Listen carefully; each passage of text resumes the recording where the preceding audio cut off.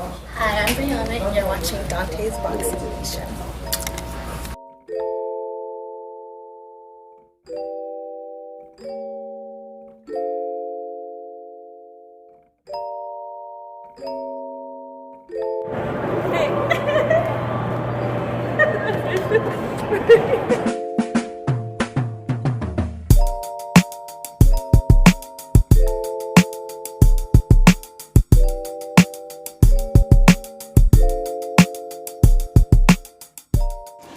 Dante's Boxing Nation, what's going on, guys?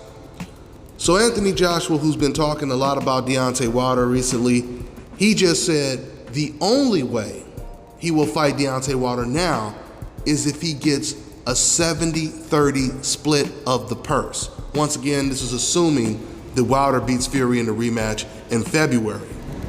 AJ, he said he is not giving Deontay Wilder a 50-50 split. Now, what makes this news a little interesting and surprising to me is Wilder hasn't even fought Fury yet, so we don't even know what type of numbers that fight is going to do.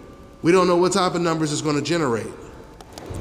What we do know is it is the most highly anticipated rematch of the year, and it's the undefeated heavyweight champion going against the undefeated former unified heavyweight champion that never lost his belt in the ring, which is why they call him the lineal champion. So that makes that the most significant heavyweight fight to date.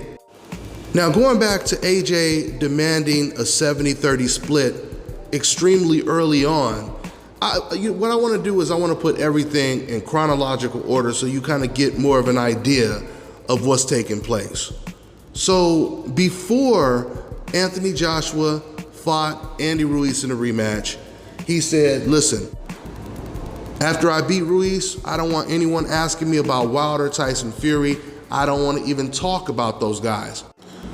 Then after he beat Ruiz, there was a little change of heart because then he started talking about nothing but Wilder, mainly Wilder, but he talked a little bit about Fury as well. And then out of nowhere, he says, I actually want Tyson Fury to beat Wilder. He even says, I'll go so far as helping Tyson Fury in his training camp because I would prefer to fight Tyson Fury instead.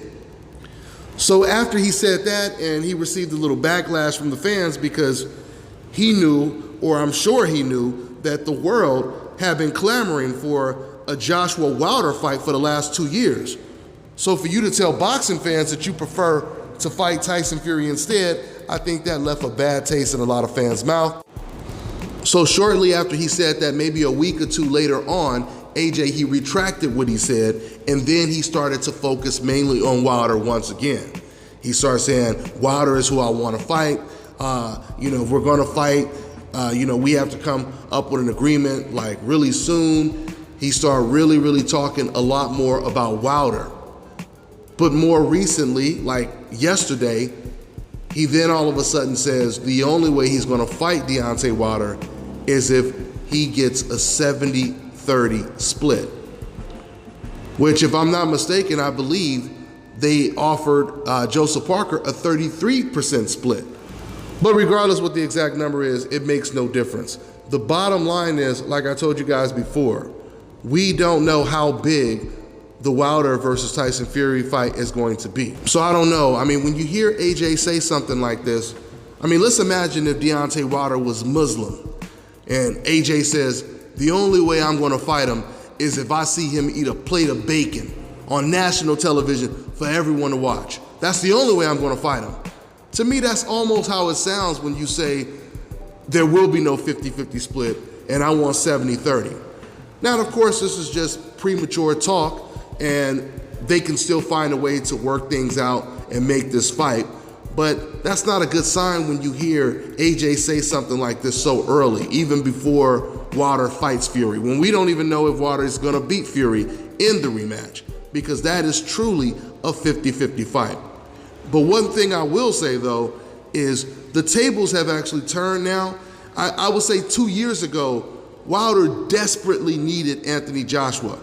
I don't think Wilder will need AJ as much as he did before if he were to beat the lineal champion Tyson Fury, hands down, in this rematch.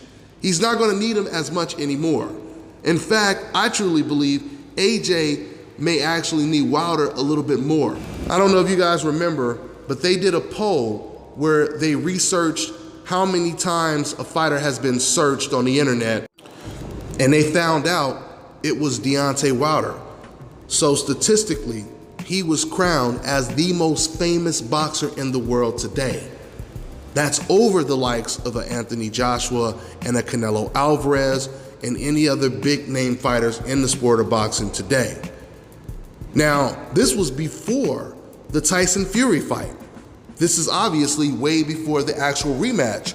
So if he already was that famous then, can you imagine how famous Wilder is going to be if he beats Fury in this rematch? So once again, I mean, 70-30 is not making a whole lot of sense. It's not making a whole lot of sense, but, you know, if that's what Anthony Joshua wants to do, you know, and once again, it's not set in stone yet. You know, this could just be a bargaining chip. You go low, I go high type of situation for negotiation purposes. But what I don't understand is why is AJ only creating stipulations for Deontay Wilder and not Tyson Fury? Is that because he's already looked at this as a foregone conclusion that he believes Wilder is going to win the fight? Is it because he just believes Wilder is more dangerous, so he wants more money if he gets in the ring? It could be all of the above, we don't know. But he's only making this demand for Wilder. So, you know, let's see what happens. Once again, there's no guarantee Wilder's gonna win this fight. At the end of the day, all of the boxing fans definitely want to see Anthony Joshua against the winner of Tyson Fury in February. Let's see if it happens at the end of the year. That's all I got for now, guys. I'm on to the next one.